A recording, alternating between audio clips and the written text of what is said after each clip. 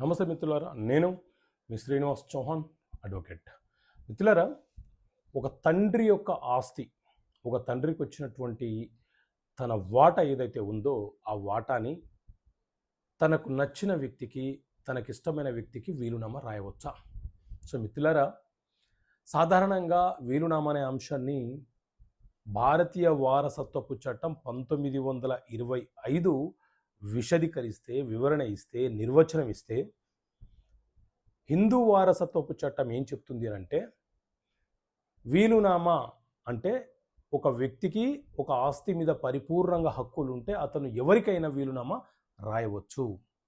అదేవిధంగా హిందూ వారసత్వపు చట్టంలోని సెక్షన్ 30 ఏం చెప్తుంది, ఏం విశదీకరిస్తుంది అని అంటే,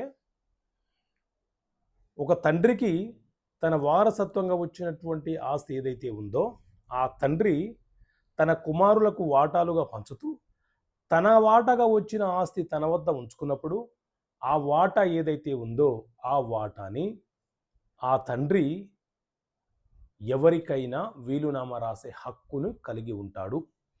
ఎందుకంటే ఆ వాటా అనేది అతని యొక్క సొంత ఆస్తిగా రూపాంతరం చెందుతుంది కాబట్టి, ఆ ఆస్తి మీద, అతని వాటా మీద అతనికి పరిపూర్ణమైనటువంటి రైట్స్ వస్తాయి కాబట్టి ఆ తండ్రి ఎవరికైనా వీలునామా రాసుకునే హక్కు కలిగి ఉంటాడు.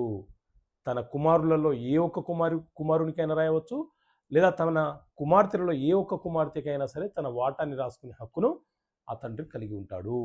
దానిని నిరోధం చేసే హక్కు అతని యొక్క వారసులకు లేదు.